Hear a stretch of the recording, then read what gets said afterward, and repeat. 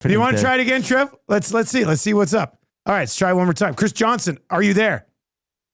You got me. Hello. Hey, we got it. We knew it. We knew it. We knew it would work. And we got to the bottom of the dad cap thing too already, so you don't have to worry about that. But apparently, I was just goofing around noodles in the green room here, and I got distracted. So, Chris Johnston with us on the show this morning. Hey, let's start with this. Connor McDavid did speak yesterday. He didn't outright come out and say, I will be at Edmonton Oilers for the rest of my career. So people in the city are like, oh no. And people outside of the market are really trying to drive into his comments. I see at least a 4 to 5 year deal coming in here, but your thoughts on anything that McDavid did or didn't say yesterday? Yeah, people don't like nuance, I find, and sort of maybe intentionally take things in whichever direction suits what they want. Here's what I heard. I heard a guy that didn't come out. Actually, let me reframe this. I look at this as someone who's certainly not looking for any reason to leave Edmonton by any means. I think it'd be just flat out disingenuous to say that or suggest that. But, he didn't want to go too far before he, sits down with Stan Bowman, before there's, an idea of where the team's going. And look, there's no real rush here. His contract isn't up for about 380 days from now. Yeah. And so, I understand why it's a touchy issue. It's a big story around the league. But, there's two ways of looking at this. Oilers got back to the Stanley Cup final. Like, why would he want to leave? He just wants to win. I actually believe 1,000% that it's that simple. We could twist ourselves into knots. He just wants to feel like he can win a cup. He's been on a team that has won a bunch of playoff series the last few years. And I just think he wants to be reassured a little bit about the plan moving forward for the organization. But if you're the Oilers, outside of this, of course, they want to win too. Look at the games we saw there. This is a financially positive thing for the team. Yeah. They've got the other pieces lined up. They've got some big decisions ahead, but I think it's just, let's tap the brakes and getting too carried away with what he didn't say. Yeah.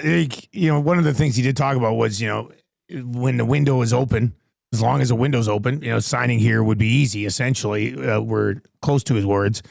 And as long as he's here, I think they're gonna be a pretty legitimate contender unless the rest of the team completely falls apart.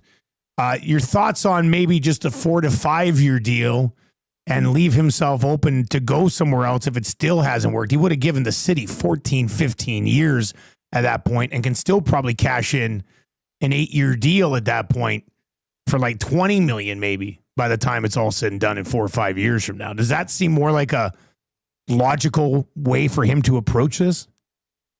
Yeah, I would say it's more likely than not he signs for less than 8 years. And it's not, again, because I think he's looking to leave. Look, if he signs a 4 or 5 year deal and things go well, then at that point you're thinking, why ever leave? That's kind of where Sidney Crosby is in Pittsburgh right now. A lot of us are saying, why wouldn't he leave? Well, he's looking at it. I've given 20 years to the organization. And even though things aren't going well, a certain loyalty builds up and things like that. What I think is going to happen, though, with the cap skyrocketing, and keep in mind, a year from now when McDavid's new deal kicks in, it'll be at least $104 million cap. I think a lot of top players are going to opt for shorter term deals than we've seen, say, in the last 15 years, because, first of all, it'll give them more opportunity to cash in on that cap. And I just think that the league's going to sort of shift because we're going to have way fewer teams that spend right to the cap in 3, 4, 5 years' time. And so perhaps we see something a little more NBA style over time in terms of the top guys doing 2 and 3 year deals, especially once they've already made a lot of money, as Connor has. And so it's not as much about a career risk at that point because of injury. And so I don't know what the right number is going to be, but we've seen, Austin Matthews is the same agent, for example, as Connor McDavid. It doesn't mean it's the same solution that works for him individually, but, Matthews signed a 5 year deal and then a 4 year deal in Toronto. I think that range probably makes sense because it gives the Oilers some security knowing they have him and Draisaitl locked up for a meaningful amount of time. They can make decisions around that, but it also doesn't lock him into a forever thing in case, maybe the organization doesn't trend in the direction he'd like. Chris, talking money and term, 8 years, $4 million, Trent Frederic, 27-year-old. I know that maybe we've seen the last of Evander Kane. You can argue that he kind of fills that role on the roster. But a lot of people kind of, and I know like that money will be different as the cap goes up. 4 is the new 2 or whatever people want to frame that as. But the 8 years we were talking here, I mean, traditionally, I think this team will probably throw in some sort of no move or modified no trade. I would say. I just, can you walk us through this and explain, why maybe you understand the 4 if it is by 4, but the 8 by 4, and your thoughts on the whole 8 by 4 Trent Frederic, now Edmonton Oiler. Yeah, I think it's going to be somewhere like 3.8. It sounds like for that deal. And look, it's a lot of money, especially for a guy who I don't think showed his best, after coming over in that trade. We all know why, never being healthy, jumping on a moving freight train. But look, there's a couple ways to do contracts like this. The Oilers, there's 2 things can be true at once. Over time, that $3.8 million really is going to look like very little, I think. As long as he can play in the league, as long as he's a contributing member of the team, that won't be a concern. But in the here and now, like specifically next season, the Oilers do have some cap challenges, and to get better, which is going to be the goal. It's not going to be easy to do. They're going to have to make some hard decisions. I think they're going to have to hit on some of the next wave of Jeff Skinner like signings are going to have to hit a little better than that one did. For them to, I think, to take a step forward as a team. And so by going 8 years, you get that the initial cap hit.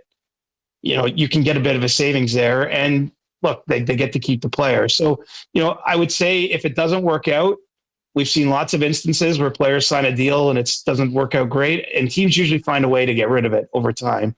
And so there's certainly some risk here for the Oilers, as there would be literally if they signed any player for 8 years. I tell you, there's risk, because that's an eternity in pro sports. I mean, who knows what the world looks like from a sporting perspective in 8 years. But it's a way to sort of spread things out over time, make the cap a little more manageable for next season. And I think, the cool thing, if you're following the Oilers as you guys are, is every year just matters. Like, who cares what 3 years from now? Like, now it is literally what does next year look like? Like, there is no tomorrow. I mean, I know there is, but I think that they have to manage with very short-term goals in mind. And this does help in the short term, and there might be some longer-term pain, but we'll deal with that when it comes. NHL insider Chris Johnston with us on the Nielsen Show today, brought to you by Prime. If you're watching on YouTube, please sub to our channel. You mentioned the cap issues this upcoming season. Right now, we kind of assume they'll be able to move Arvidsson out. That frees up some space, but all of that space that they have, about 85% of it, sort of slated to go to Frederic and Bouchard. So you look at other ways, maybe you can clear up some space. Evander Kane is a name that has popped up. Do you think there's a market for Evander Kane? And does that market mean, somebody will take him, but you got to give something? Or does that market mean somebody will take him and you'll actually get something back? It's probably somewhere in the middle. I would say there's definitely a market. You look at the trade last night that Dallas and Seattle made with Mason Marchment. There's 2 ways to look at that. Seattle only had to give up a 3rd and 4th round pick, you might say. But, for the value for that of Dallas, of course, was getting out from under $4.5 million of a cap commitment to Marchment. I think that style of trade could definitely be out there for the Oilers when it comes to Evander Kane. And, that's probably where the expectation should be if they move forward and actually trade off of him, is that you're not going to be overwhelmed with the return, but you have to factor into that return, getting that cap space and what you can do with it. And so, I would be shocked if they had to pay a sweetener to get rid of him. I think there's just so many teams around the league right now looking to add players. There's a lot of teams that aren't in cap trouble too, with the big jump happening from last season to next season. And, there's not enough on the free agent market to satisfy everybody. So, the Kane era had some highs and lows in Edmonton for sure. But if they do move on from him, I just think there are enough teams out there that value what he brings that will, hope that he can have a fully healthy season after missing all of this regular season. And, I do think that's a movable contract. Talking about these deals and obviously Frederic, like, not a lot of wriggle room. We haven't even touched on Bouchard yet, but where do you see the Oilers going with goaltending this offseason, Chris? I know, some options, it's pretty polarized. Some think it's all going to change. Others think you just, run it back, redial it. Where would you get a sense that this organization could or might go when it comes to the netminders? I think they need to make at least one change there. Just because of this. Look, the beauty of what they have in Pickard and Skinner is they barely pay those guys anything, right? I mean, I think $3.6 million, give or take. So what I'm talking about, cap challenges, I mean, that's one area where they're not challenged cap wise. I mean, they were getting pretty good value at that spot, but to go to 2 straight cup finals, to feel like you had the second best goalie when it mattered at the end. I mean, it's not an easy answer for sure. There's not a lot of great options out there. That probably Jake Allen might be the best goaltender available in free agency.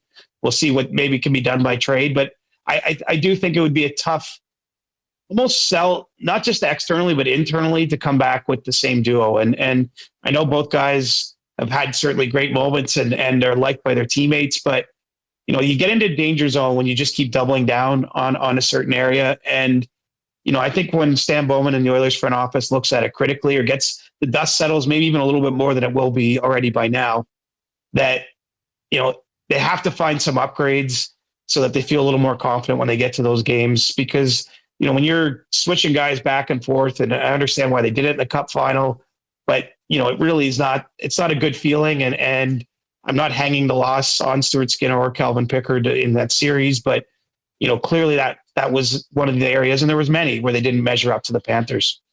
CJ, as always, buddy, we appreciate the time, and we will chat next week. We'll be talking draft, probably draft day trades, and obviously looming free agency, man. So we'll chat then. Right on, boys. Have a great day. There you go. That's Chris Johnston joining us on the show every single Friday throughout the season. We'll definitely catch up with him next week and probably the following week if he can join us, and then we'll set our hockey insiders free for the summer. The Great good news is addition that to the he's been crew, awesome. eh? CJ's been great.